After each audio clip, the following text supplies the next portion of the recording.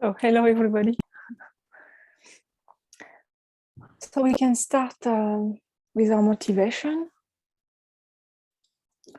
trying to make our mind as vast as possible.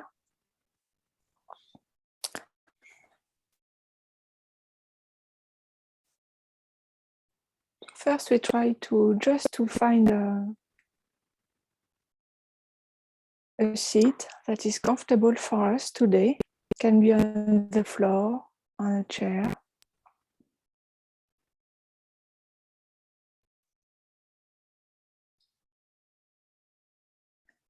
Just we take a few breaths. We don't try to change anything, to make anything happen. We just come back to our body.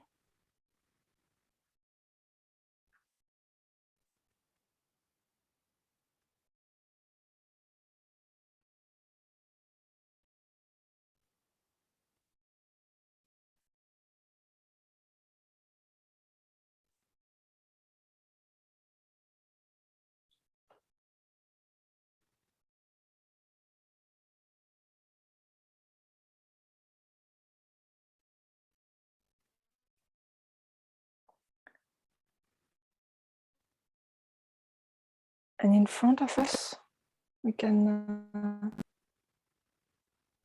imagine we're in front of a very vast blue sky, completely pure, full of light.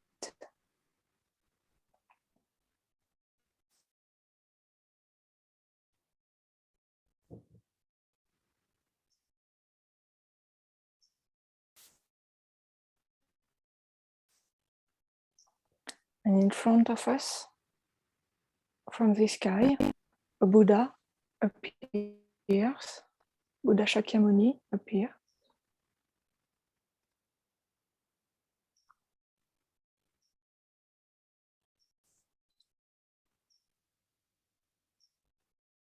He's sitting on a throne.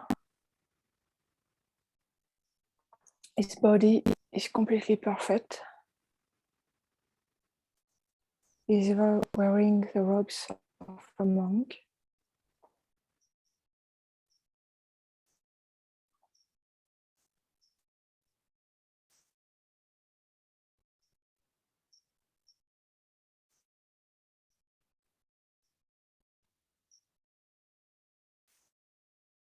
And we feel we can completely rely on his teachings. He's going to guide us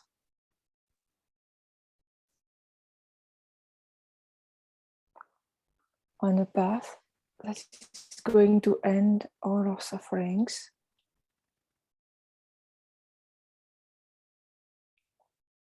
And not only that, it is going to help us completely open our hearts so we can include all the different kind of beings. We can all include them in our practice. Now imagine all the different kind of beings are all around us. Human beings, animals, insects, and beings of the different realms with different bodies. They are all around us.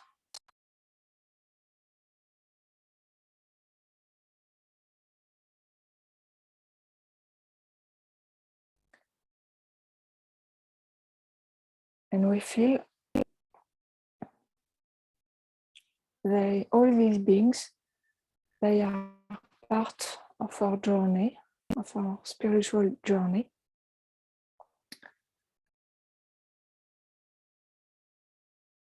And so we are going to reflect on the Dharma, to meditate on the Dharma. And we are going to do that for each one of this being, to be able to help them, each one of them,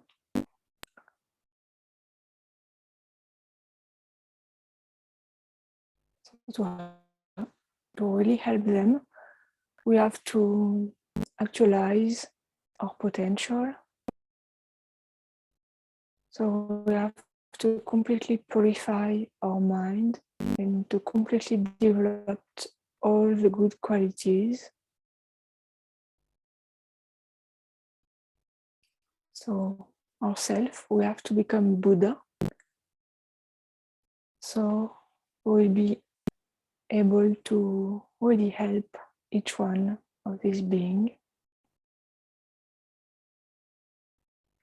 So that's what we are going to do. That's why we are gathered together today.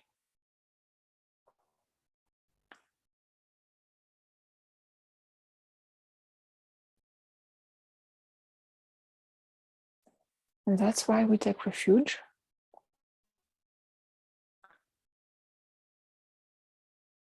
So all together we can recite the refuge prayer.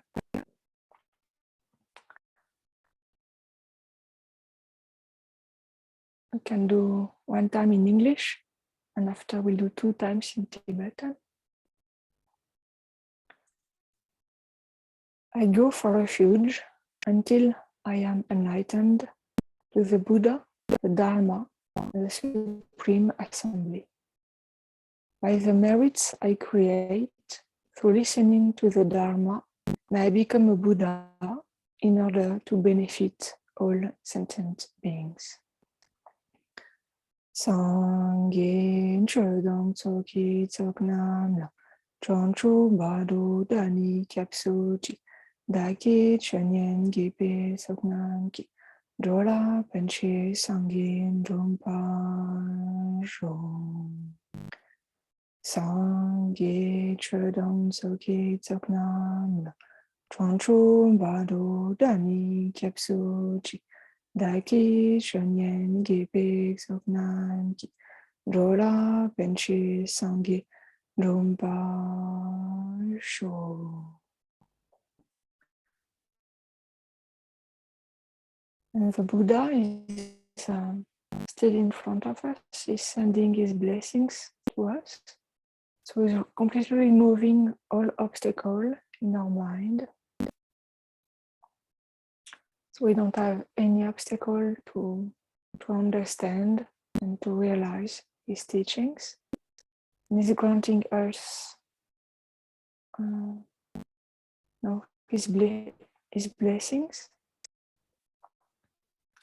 So immediately we can generate all the realizations of the Lamrim in our mind and actualize our full potential, become a Buddha ourselves.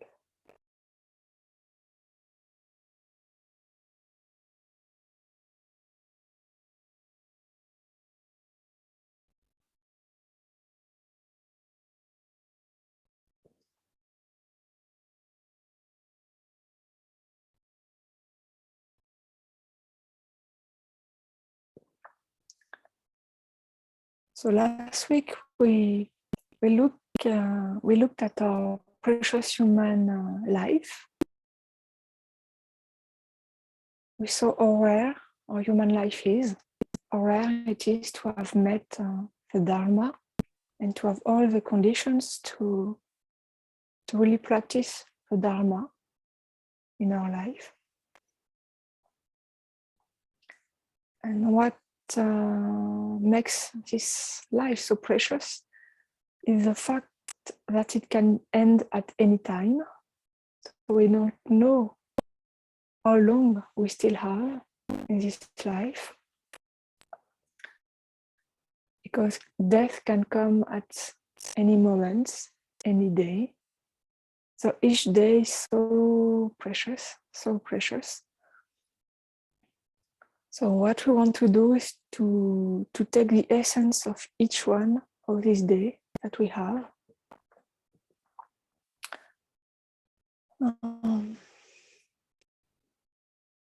So do you have any question about what we saw last week?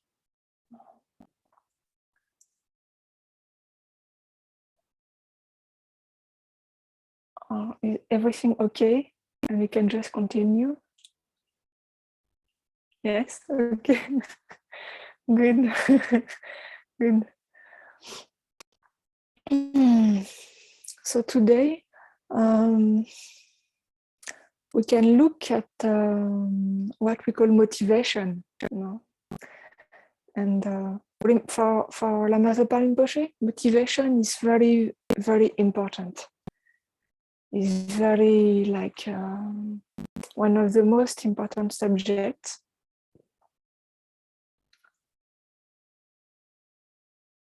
So we are going to look at what is motivation and why is it so important for our Dharma practice. So what is motivation? Because we always know when we meet Dharma, always we start with motivation when we go to a teaching, when we go to a meditation. Always we have this motivation at the beginning, and at the end we have dedication. So why do we do that?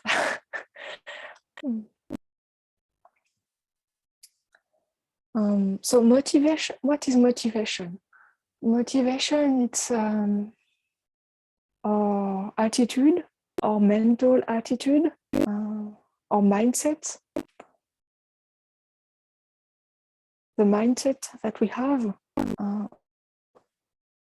when we do something. But it can be when we do anything. It doesn't have to be like a formal Dharma practice.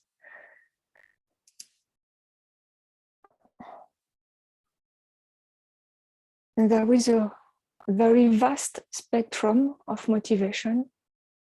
We can have a very positive motivation or very negative motivation, but in the between, there is really a very vast spectrum of motivations. And even in daily life, even before we met the Dharma, already we had some kind of motivation. Everybody has some kind of motivation about their life. Usually we don't think like that, but when we wake up in the morning, we don't think, oh, what is my motivation for today? But everybody, we have a motivation for the day. Even if we don't, it doesn't become something we reflect on.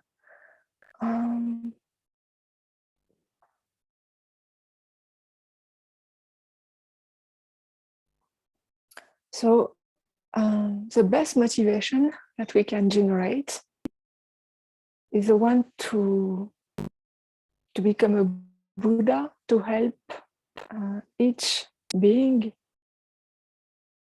reach Buddhahood. So it's what we call Bodhisattva motivation. It's the best, like the highest motivation from a Mahayana point of view. Like from Lama Zopa Rinpoche, the best motivation we can generate, of course, is bodhicitta motivation. And then, I guess, the worst motivation we could generate would be to hurt other beings.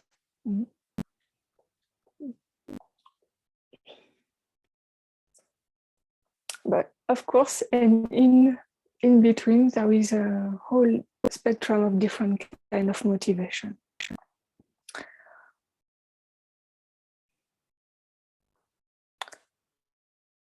So why is motivation important?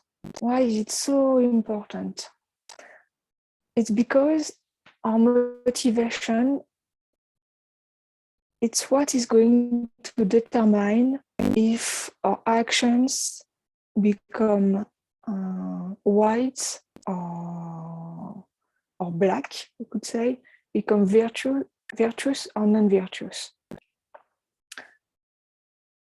And so white action is going to result in happiness, and a black action is going to result in suffering.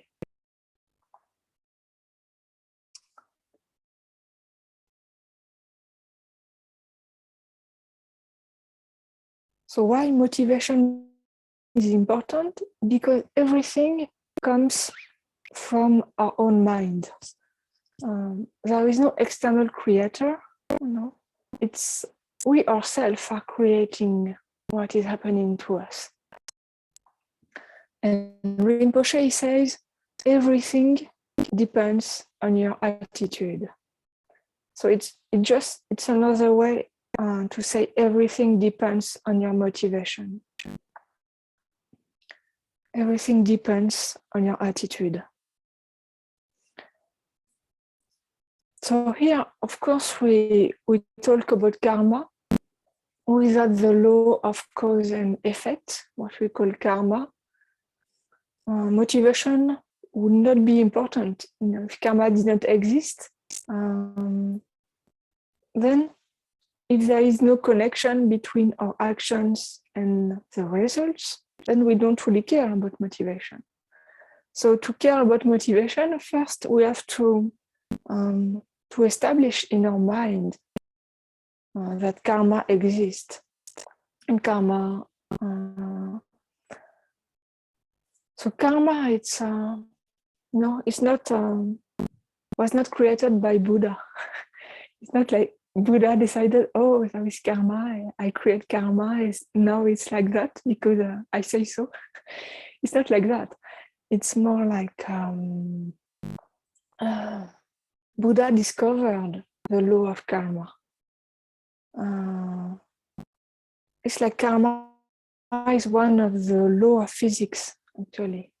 And Buddha is like a scientist who discovered one of these laws.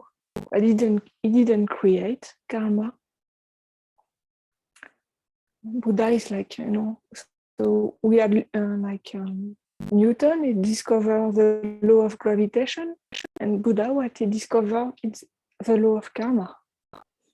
And we can think of karma as being one of the laws of our world, our universe. It has not yet been discovered by modern scientists. But what is interesting with karma is that it's all the different religions and even spiritual traditions, they have some kind of law of karma. They don't call it karma, but we find this idea that we experience the results of what we created. We find this idea in all the different religions in one way or another. So I find it quite interesting to think about that aspect. It's not only a Buddhist thing. It's quite universal, actually.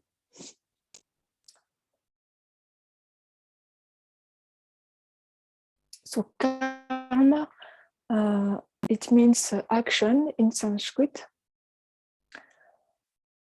So we have the action of our three doors, they call, body, speech, and mind.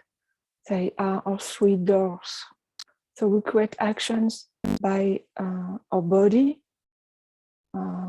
with our body, with our mind, and with our speech.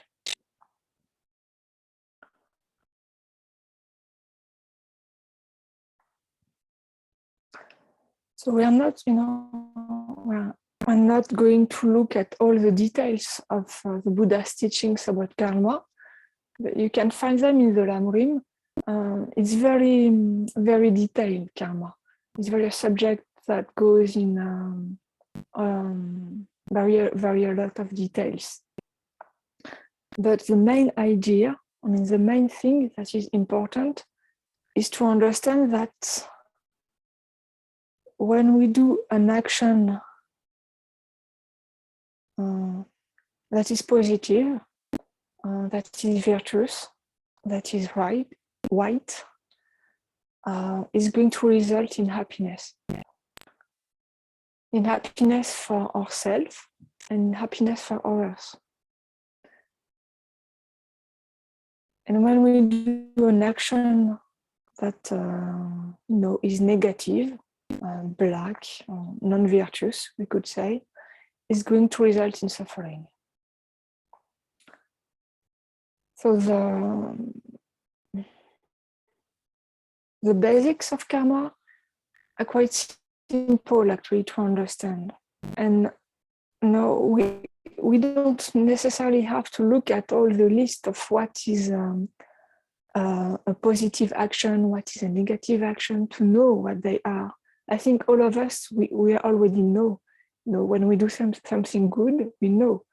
When we do something that is bad, like we know, we don't have to look at necessarily at the list. The list is very interesting to help us analyze our actions. But I think what is very interesting is that somehow we already know. And even children, they know. They know if it's good or bad. You don't have to. They know because they don't feel good actually when they do something bad. But when they are nice to people, when they help someone, they help a friend, they feel good. They feel good. They know that it's something that is good. So it's quite already in us. We already have this wisdom in us.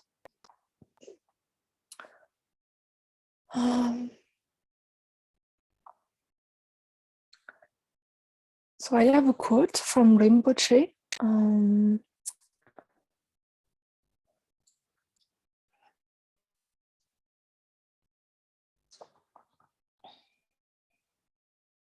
Explaining why motivation is so important. And Rinpoche, of course, he says, to understand why motivation is important, first, we need to be aware of how happiness and suffering come from our own mind. So Rinpoche, during one of the Light of the Path retreat, he used a quote from Lama Tsongkhapa. It's a poem, a Lojong poem, mind training poem, written by Lama Tsongkhapa. And it says, white and black actions depend on good and bad thoughts. If you have good thoughts, even the path and grounds are good. If you have bad thoughts, even the path and grounds are bad. Everything depends on your attitude.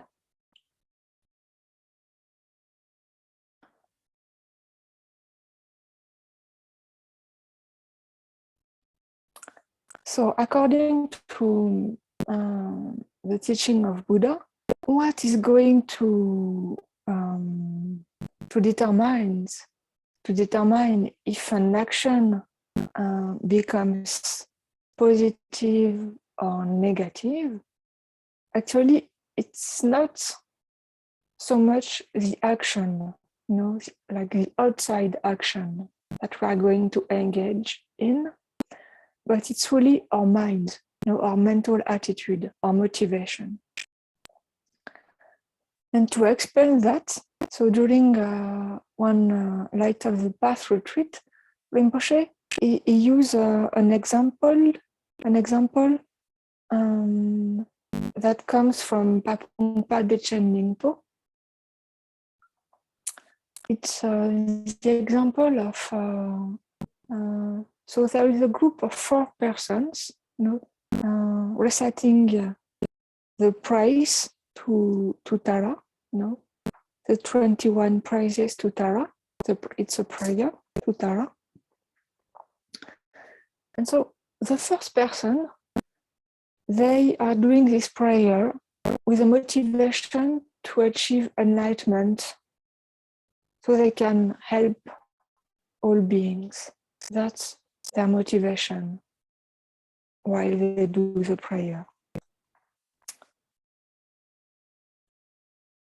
So, and such a person, because they have this motivation, they are creating the cause to achieve enlightenment. Then we have a second person. They are doing the same prayer with the motivation to achieve their own liberation from samsara. But they don't think about enlightenment, about benefiting all beings, just to be free from samsara. So this person is creating the cause, while reciting the prayer, to become free from samsara. Then we have a third person, and this person is reciting the prayer to achieve happiness in their future lives. Next life, I'm going to be happy. I want to be happy, so I'm reciting this prayer to Tara. So the person is creating the cause to be happy in their next life. So what is very interesting here is these three persons, all they have a Dharma motivation. It's what we call a Dharma motivation. The first one, it's a Mahayana motivation. She has bodhicitta. She wants to become a Buddha, to be enlightened, so she can help all beings. It's bodhicitta motivation. It's Mahayana motivation. The second one, so she wants to be free from samsara. So this person, she has renunciation. She realizes samsara is only suffering, and she wants to be free from samsara. She wants to be liberated. So it's Dharma motivation to be free from samsara. And then we have the third person. She wants to be happy in her next life. And this as well is Dharma motivation. Why? Because she's not thinking about this life, but about the next life, future lives. So this, I say there is a vast spectrum of motivation. And these three levels of motivations are the three levels of a Dharma practitioner. In the Lamrim, we call them small scope, medium scope, and higher scope.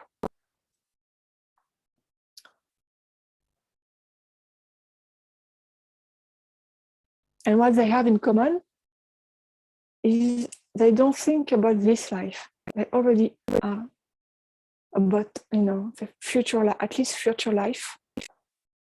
That's like the basic motivation for our practice to become Dharma. So in the story, I say there are four persons. So the last person, the fourth one, they're reciting the prayers, but only for this life, to achieve happiness in this life. And if you already know a little bit, you know about this practice we do, medicine Buddha, Chenrezi, Tara, and very often we do Tara to remove obstacles. And we have some obstacles in our life. Our Dharma friends say, "Oh, but do a practice, do a practice of Tara. Come to the puja, come to Tara puja," and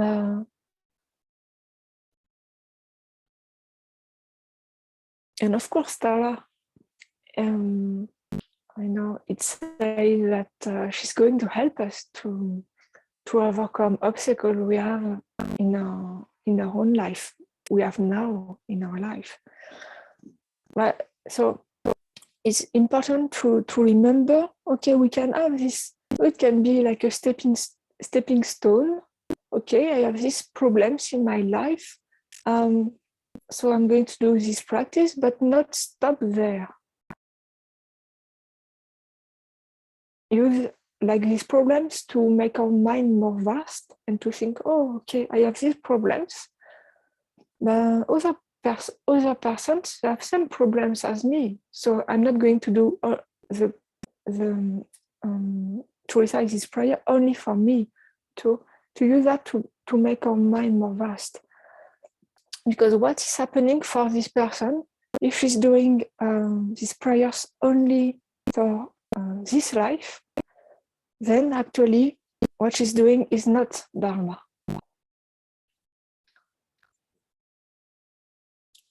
It's worldly Dharma, I could say.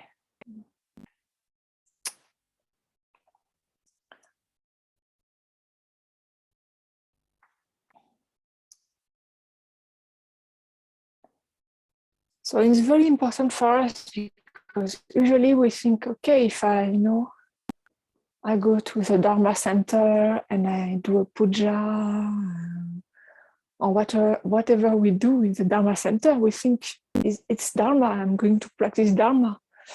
But not necessarily. It really depends on our mind, what we do with our mind, what is our motivation. So then what it shows us is that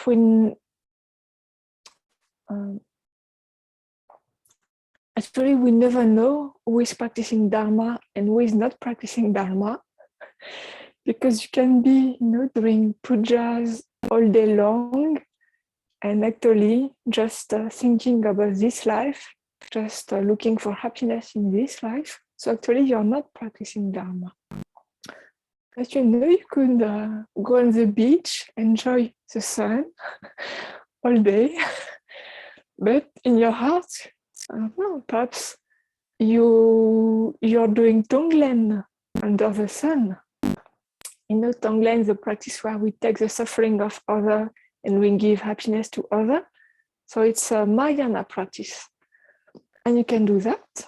And from people, going in front of you on the beach, I think, oh, just, enjoying life. And, you don't know, perhaps it's a Bodhisattva doing prayers, very, very, very, very profound prayers with a motivation of bodhicitta. So we never, first, so we can never judge other people because we don't know their mind. We don't know. And for ourselves, what is very important is to check our motivation and to try to make our motivation as vast as possible.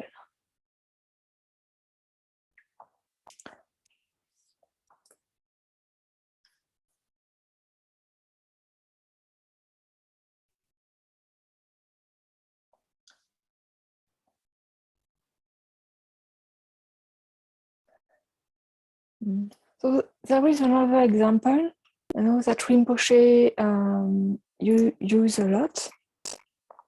It's a story about Lama Atisha and Dromtonpa. So we talk about Lama Atisha.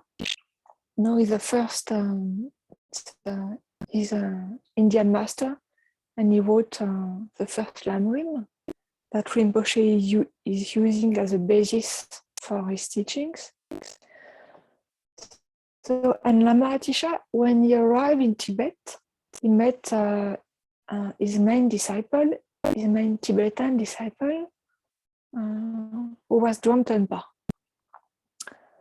So in Dromtonpa, he asked Lama Atisha,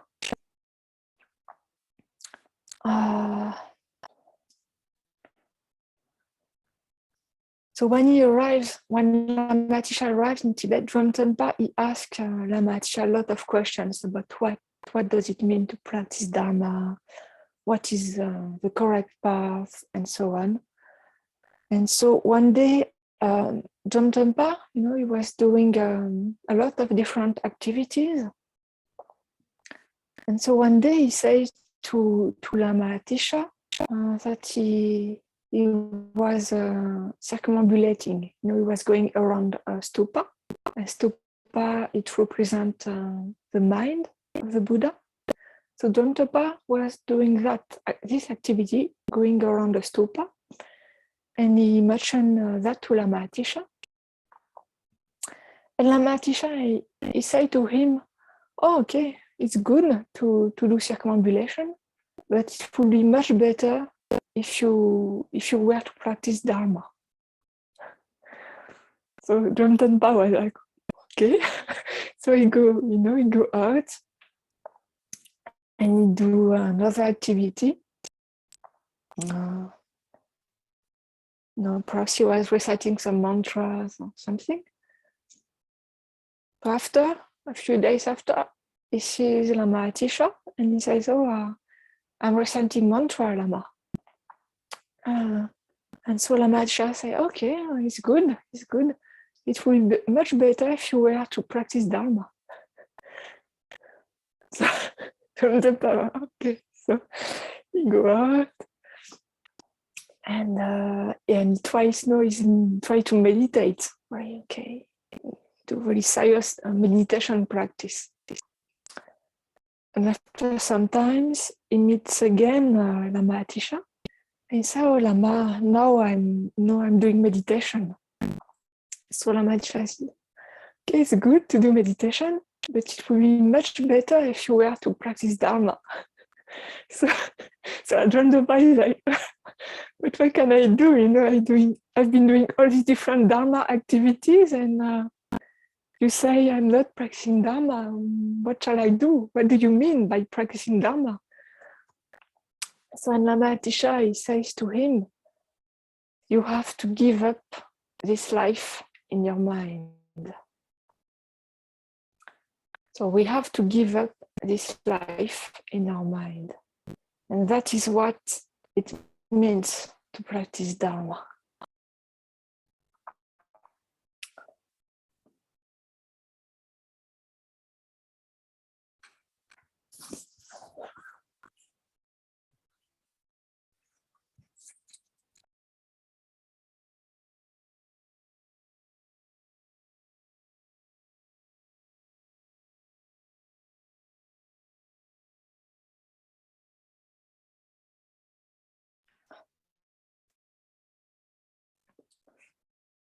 So of course, everything Dhamma was doing, circumambulating, reciting mantras, doing meditation, all that, it could be Dharma if it's done with a motivation of giving up this life in his mind,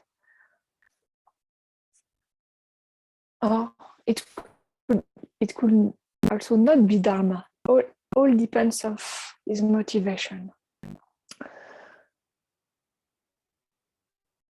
So we can be, as I said before, we can be doing a lot of things that appear to be Dharma practice, but actually it's not Dharma practice, but we could be doing things that appears completely worldly, but actually, because of our mind, because of our motivation, it is Dharma.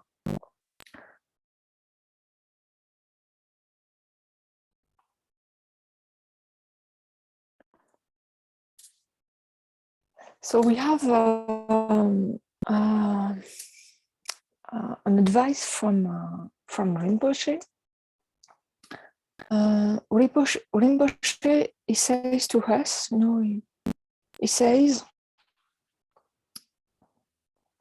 it is extremely important to examine the motivation at the beginning of any action. And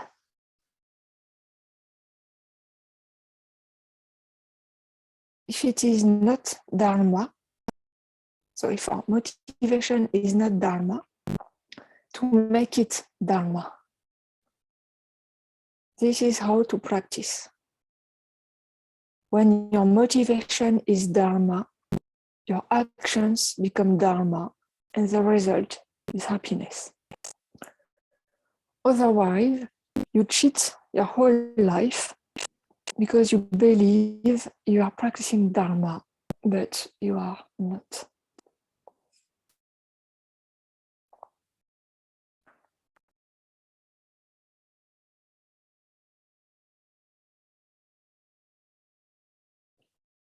And of course, when we say we have to give up this life, it's in our mind. It doesn't mean we have to stop taking care of this body, to stop eating, whatever. No, we have to take care of this body. Why? Because we need this body to practice Dharma. So we need to keep this body like in good shape, to make sure we don't become sick, we have enough energy and so on. But we don't take care of this body with attachments. No, like to look good on the outside.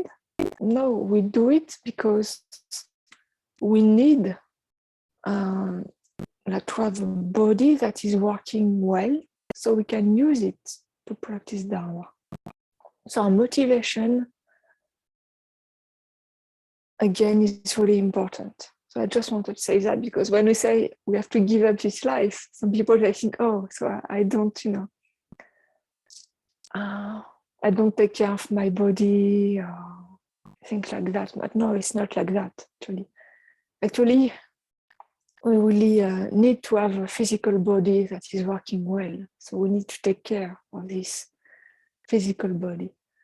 But when we say we give up this life in our mind, it means, actually what it means we generate what we talked about during the first Sunday. We generate renunciation. We realize samsara is only in the nature of suffering. So we stop looking for happiness in the samsara, and we put our motivation, at least we think about our next life. We want at least to get a good rebirth in our next life, so we can continue to practice Dharma in our next life. That's like the first level of motivation. And then we realize, okay, even if we have a good rebirth in our next life, it's still going to be in samsara. So actually what we want is to be completely free of samsara, to stop being under the control of our delusions and negative karma. We want to liberate ourselves from samsara. So it's the second level of motivation. And then we try to go to the third level of motivation, which is to think about, okay, all beings themselves, they are still in this samsara.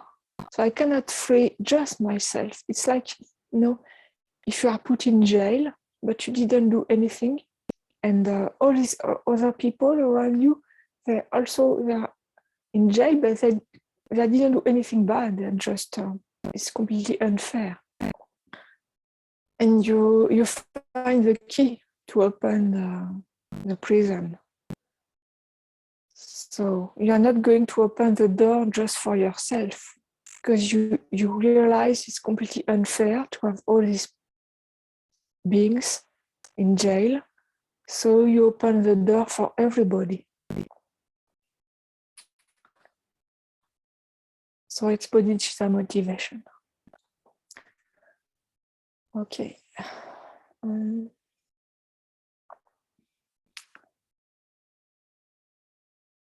So now we have looked at what is motivation and why your motivation is important. So now what is important is, okay, how to make our motivation positive, how to do it.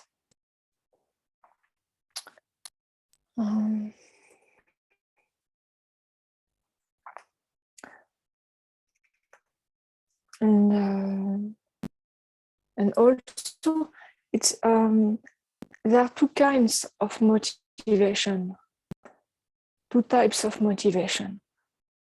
So one is called the motivation of the cause, and one is called the motivation of the time.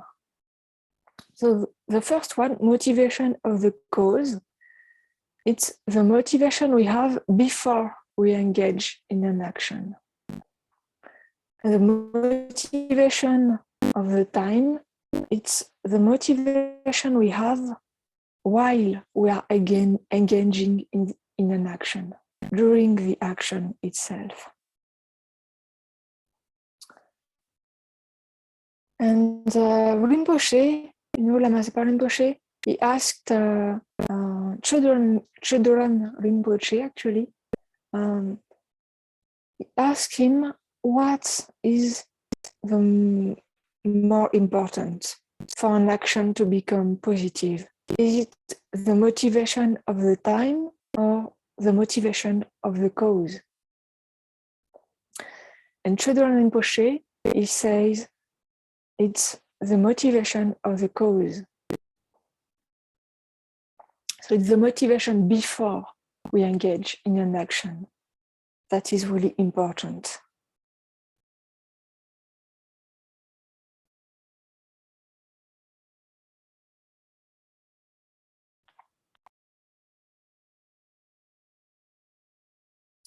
So our goal,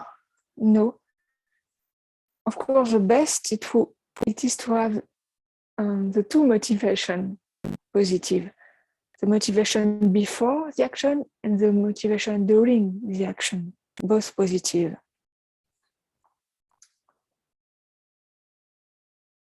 But because our concentration is not very strong, it's difficult for us to generate again a positive motivation before each action we do.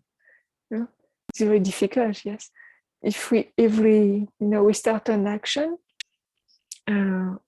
perhaps we have a good motivation for the first action, but 1 hour later, we've forgotten everything about our motivation. And we engage in, of course, in a lot of action during 1 day. So many actions. So how to do it? Without becoming crazy, like every 5 minutes, oh no, I forget again my motivation, what to do. So actually the best way to do it is to each morning to generate a motivation for the day.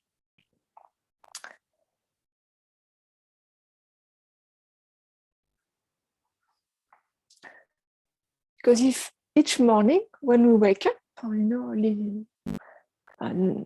not long after we have woken up, for example, before we do our meditation practice, if we do a formal practice in the morning, the best way will be to start by generating a motivation, so the motivation of the cause for the whole day.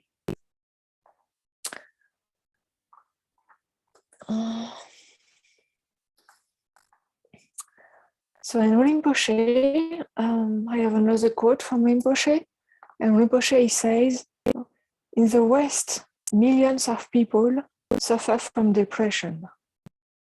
But if you dedicate your life in the morning to numberless beings, you will have unbelievable joy and happiness the whole day. Cherishing the I opens the door to all suffering, while cherishing others opens the door to all happiness. When you live your life every day for others, the door to depression, relationship problems, and all such things is closed, and instead there is incredible joy and excitement. With the Bodhisattva attitude, you become wish-fulfilling for others. All certain beings have been will-fulfilling and kind to you since beginningless rebirth, and now you become wish-fulfilling for them. From this, all your wishes for happiness will be fulfilled. Even your wish to achieve liberation and enlightenment and to benefit others by causing them to have happiness in this and future life, liberation and enlightenment. You will become the cause for all this for others. This is how to overcome all problems.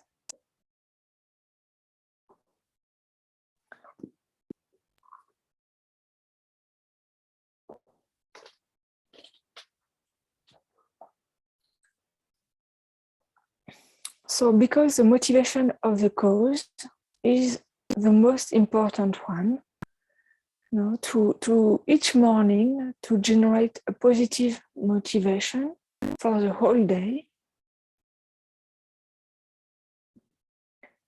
It's like you know, it's like a bit like a hack, you know, how to manage to really have this motivation and to make sure like each action we do during the day is positive.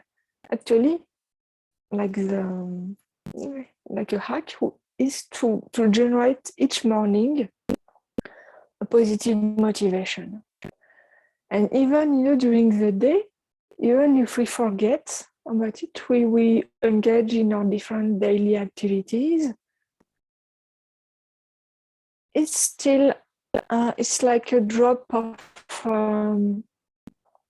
you know, of color, very strong. We put in water, and it's going to, all the water is going to take this color. So it's going to be there during the day, even if we don't remember, like every 5 minutes before we engage in a new action.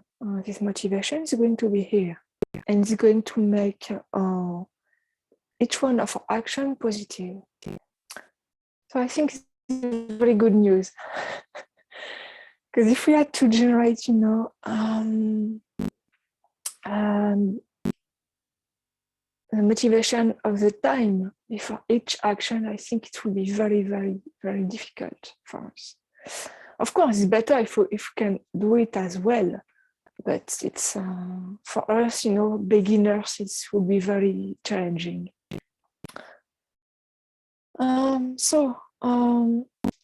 We have this method that Rinpoche is giving us, and for him is very, very important, is to start each day with a positive motivation. And of course, the best motivation is the bodhicitta motivation. So Rinpoche, during his teachings at the Light of the Path, he gave us different motivations. And all these motivations, we can find them in his book, Bodhisattva Attitude. And we can use them in the morning.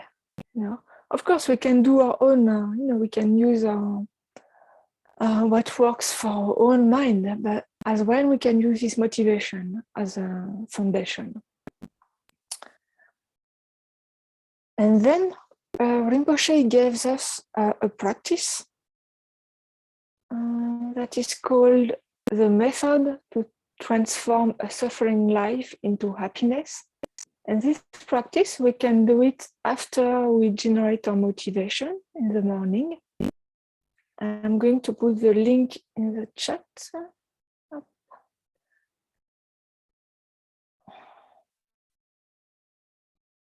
So it's in this practice, it's like a sadhana with different prayers, different mantras to bless our speech, to really use, you know, all these different hacks. Really, it's like that, to make sure each moment of this day is going to be the most beneficial.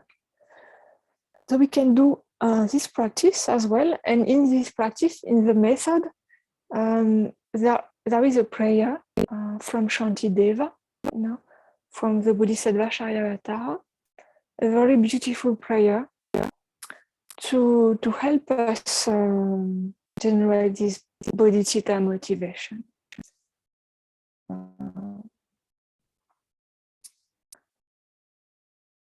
And then during the day, because of course what would be best if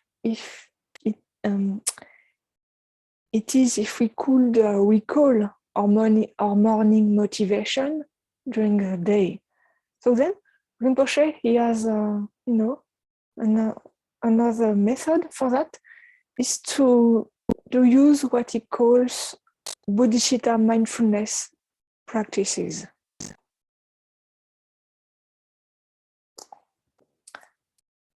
Yeah, and thank you, Patty, for putting the link to the book in the chat. Thank you.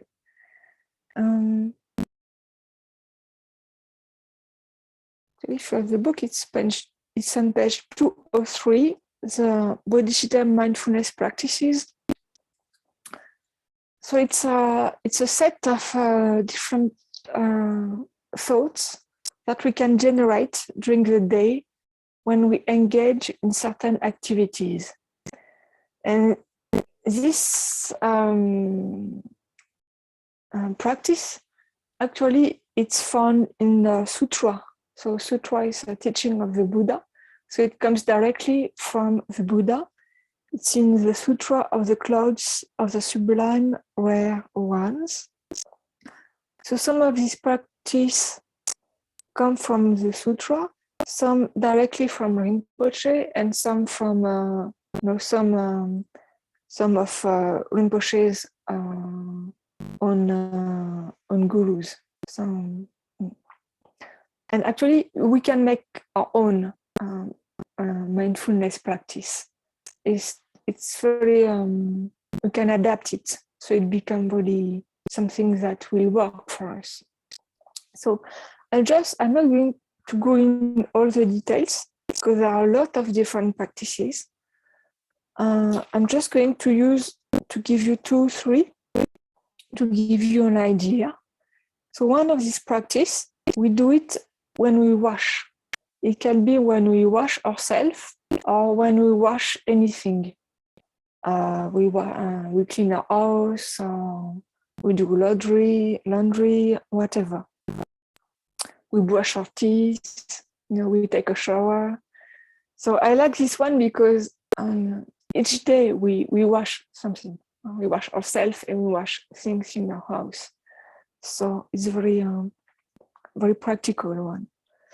So when we wash anything, the practice is to think, I am washing away all the stains and delusions of all sentient beings. I am washing away all the stains and delusions. So the idea is to become mindful of our daily activities and to choose a practice that we like. So there is this one of washing. When we wash anything, we think that we are washing away all the stains and delusions of all beings. So it means that if we manage to remember, when we wash, this practice, to have this thought, is going to make our motivation, the motivation we add in the morning is going to make it even stronger, because it's going to be brought again in the present moment. I give you another examples. So yeah, this one I like. It's when we are walking. So, but it's not only for walking by foot. It can be when we ride a car, when we take a train, when we ride a bike, when we go on a bus. We think, it's like, actually, it comes from Milarepa, this practice. It's Milarepa. He was always, when he was walking, he was always circumambulating his Lama, Marpa.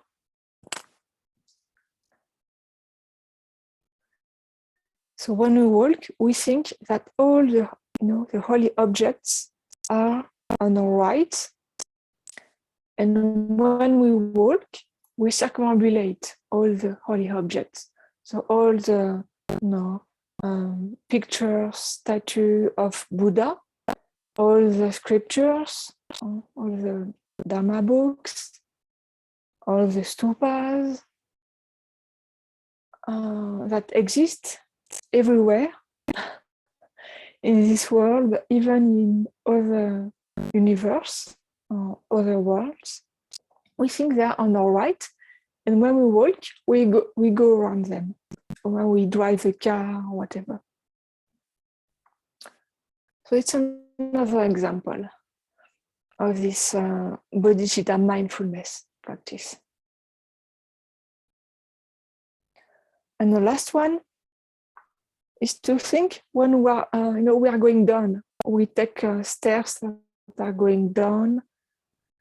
Take the elevator. It's going down, and we think, I'm going down to liberate all beings in the lower realms.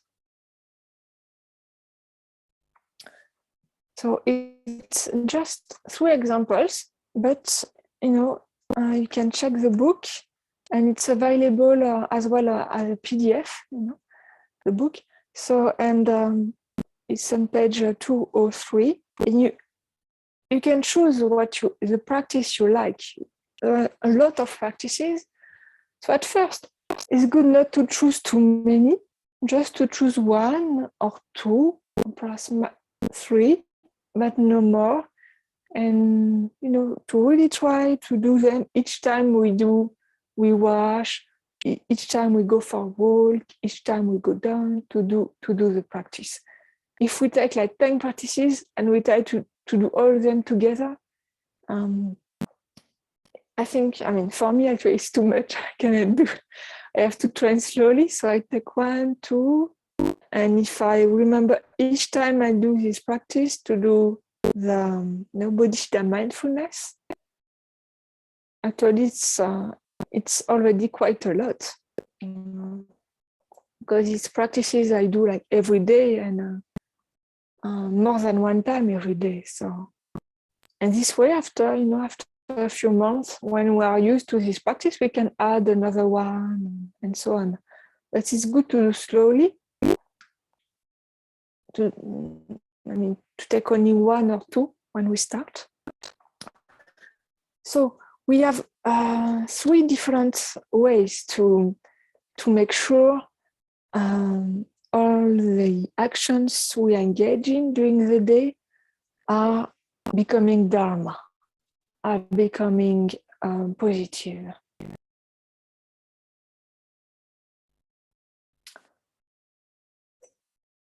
So the first one we say is to generate this motivation in the morning, bodhicitta motivation in the morning. For that, we can use one of the meditation in Rinpoche's book. Of course, we can do our own meditation using the Lamrim, of course.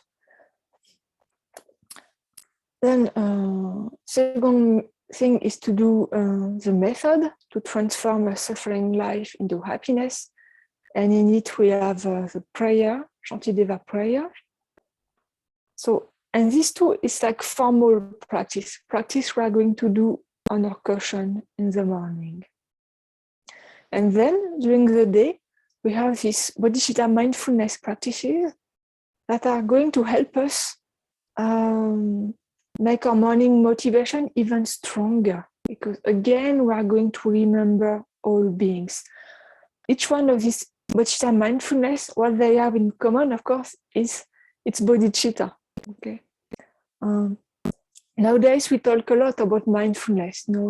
I'm become mindful of my action. I'm going to, to start my computer. I do it mindfully. I'm drink my cup of tea mindfully. But what we are doing, we are becoming aware of what we are doing. But actually, just being aware of what we are doing is not Dharma, right? Because someone, that is going to rob a bank, he has to be very aware of what is going. He has to plan what he's going to do very carefully. Oh, there is a camera, so I have to hide my face. And so he has to be very mindful of what he's doing if you want to succeed. But in itself, mindfulness is not Dharma, because the motivation is neutral.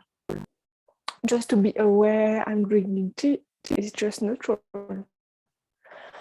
So in order to be to make this mindfulness Dharma, we need a positive motivation. So that's why Rinpoche is teaching us bodhicitta mindfulness. Because we really like to be mindful. So using that, I think in a skillful way to help us, okay, you want to be mindful, so use this mindfulness to generate bodhicitta as well. So in each one of these thoughts we have when we do an action, it's bodhicitta because we do it for all beings. That's why it's bodhicitta mindfulness.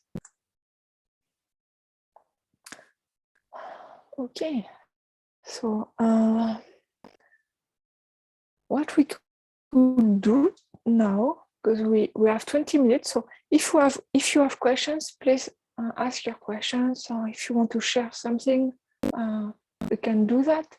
And if we still have time after, we could do together one of the bodhicitta motivation that we can do in the morning. We can do one together.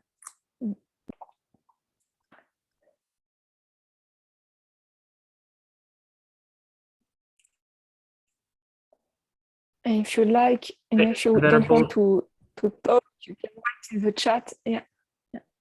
Someone in the Gampo would like some examples of worldly Dharma. Can you provide examples of worldly Dharma? Thank you.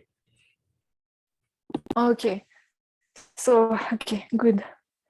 So actually, worldly Dharma, it's everything that is done with a motivation of attachment for this life. If we do it for this life and only for this life, any action we do is going to be worldly Dharma.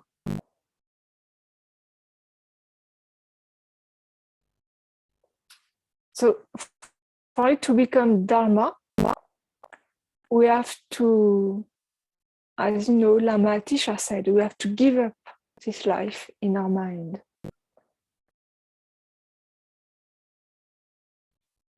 So that's really the definition of if our action is going to be Dharma or not. I cannot say when you eat ice cream, it's worldly Dharma. No, if you just generate a bodhicitta motivation that you are going to enjoy this ice cream, so you can bring all beings to enlightenment, it's Dharma action. Okay. So there is no like examples of worldly actions. It all depends of your mind, of your motivation. Is it clear? Because now it's very, very important. So really thank you for the question, because it's really like the most important thing. We have to be very clear about that. Is it clear?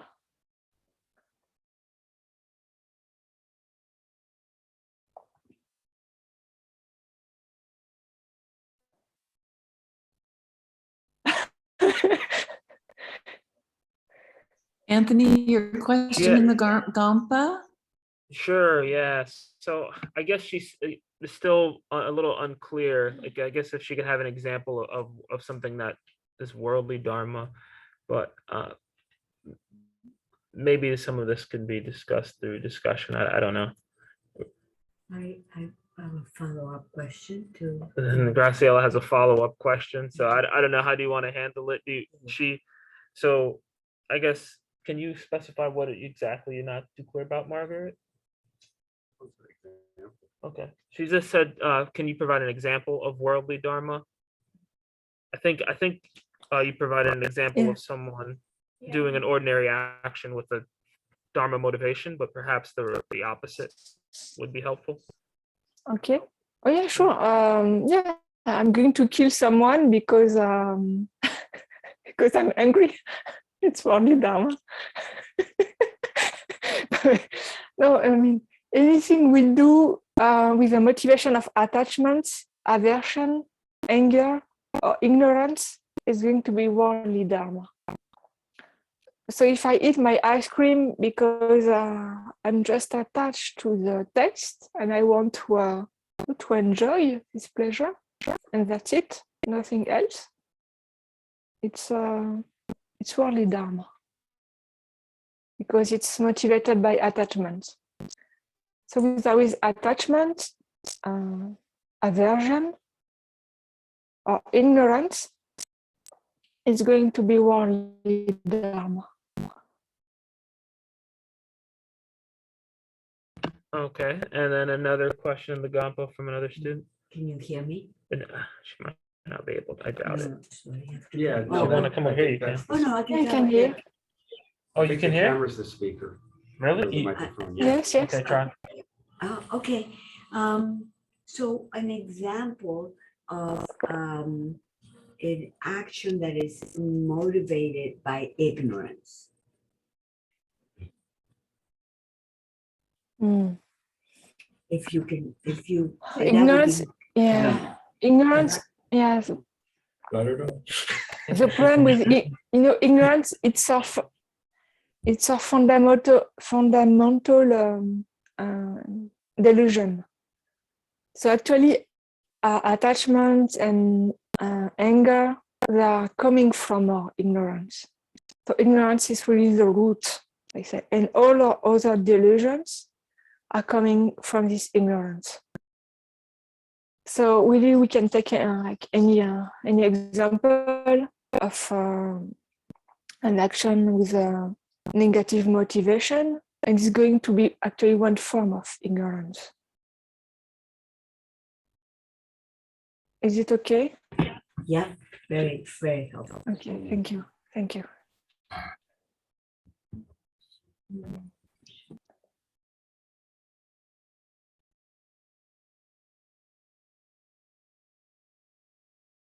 And please, if you have other questions, please don't hesitate to ask, because it's very important for this subject to be very clear in our mind.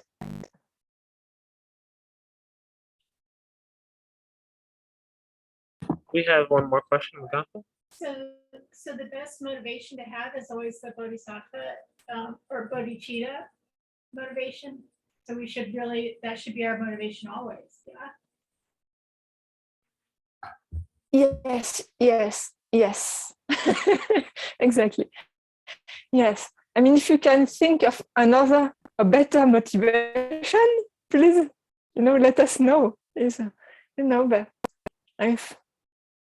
for me, I try to find a better motivation than bodhicitta, but I never found one. I cannot find one.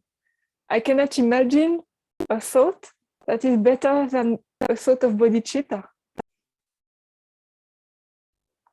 But please, I mean, it's not, we have to check the Buddha's teachings.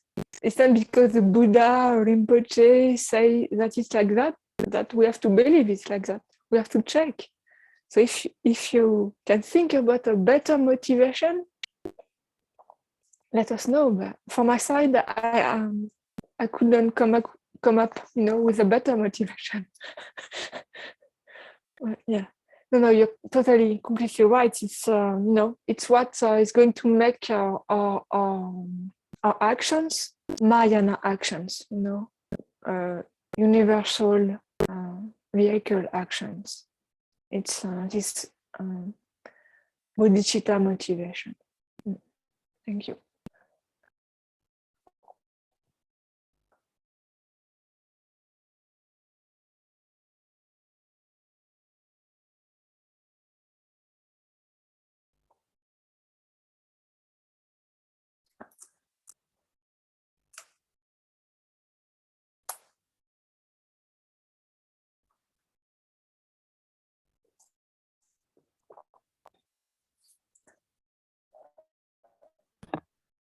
One more question. You can hear me, right? Yes. Yeah. Oh, okay, great. Sometimes making you said that it's very important our motivation, that our positive attitude, but our motivation is really most important. So in making an action. So sometimes if you are trying to decide something, it could benefit one person and not benefit another person, that one action, and you have to make a decision.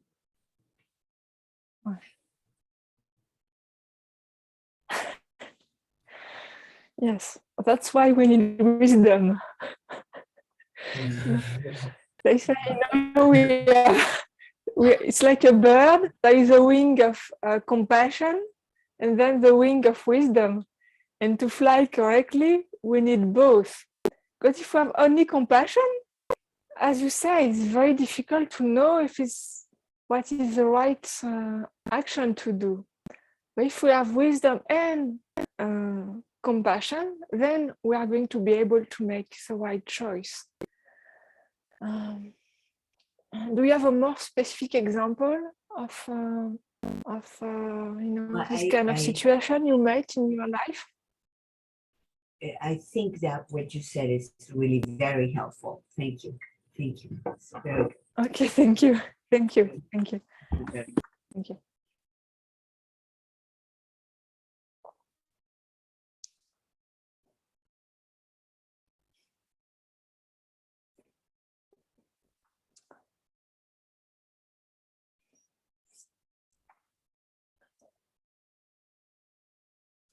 And there is another thing we haven't talked about, but no, it's the story of the Bodhisattva sea captain. So there is a captain of a ship, and this captain is a Bodhisattva, and he has clairvoyance. It means he can see other people's mind. So he take on his ship like 400 persons. They are like traders going on the ship to travel for their trade. And the captain, he sees that actually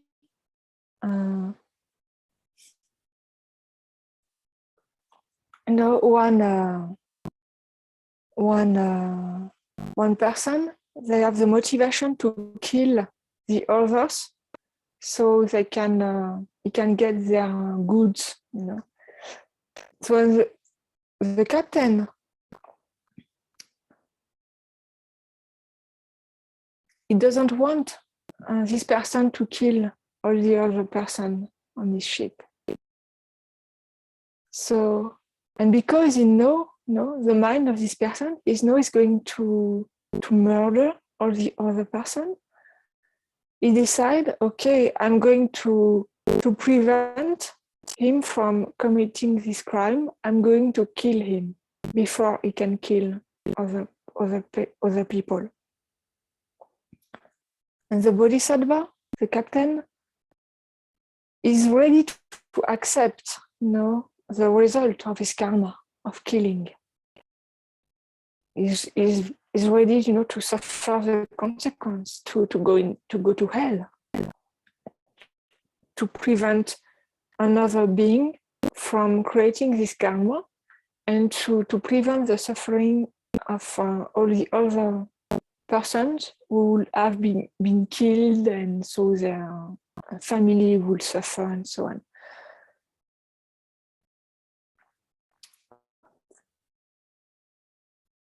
So what do you think about this example? Is it positive or is it negative? What do you think? I think the physical action of killing is negative, but the motivation was positive. Mm-hmm.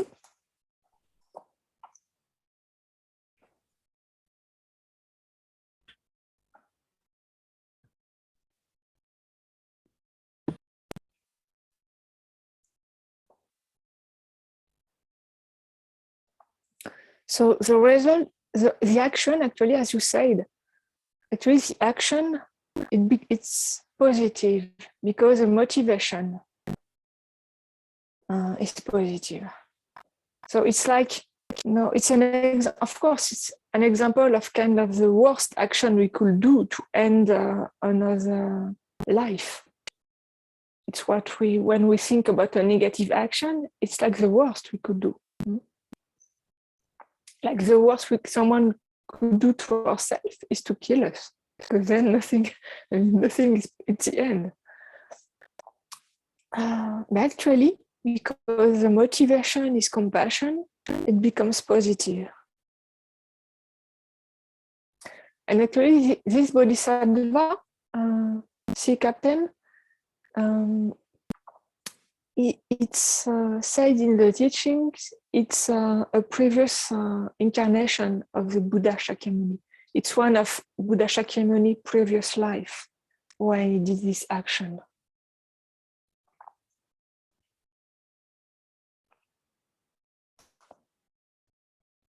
So it's, another example. I think it's very useful for what we are looking into, the question of the motivation.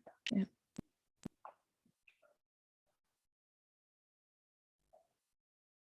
So is everything clear for everybody? Are you happy with what we did? And do you think you can, get the book, or you can get the PDF of the book on Lama Yeshe Wisdom Archive website if you don't have the physical book, or you can have the ebook. Patty put the link in the chat. And what I would suggest, invite you to do, is to do in the morning, during the next week, each morning, to try to generate a positive motivation. So you can use one of the motivation from Rinpoche's book. Of course, you can use your own, your own mind, and use your own text or whatever you'd like to use to generate a positive motivation. And the best would be, of course, to manage to generate a bodhicitta motivation. So in the morning, if we could do that during the week, it would be there is no words for it. It's amazing, it's fantastic, but really there is no word if we can generate this motivation, it's nothing better to do with our life, really. And if you'd like to do a bit more, you can do the method to transform a suffering life into happiness, or at least, just part of the practice. If you don't have time to do the whole practice, perhaps start with Shantideva prayers to help us open our hearts. So if you already have, a daily meditation that you do in the morning, you can do this before and after you do your usual meditation or sadhana or whatever you usually do.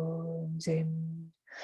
Chok sum ku le mun dum. Ba na sun tun je gan du shante shum.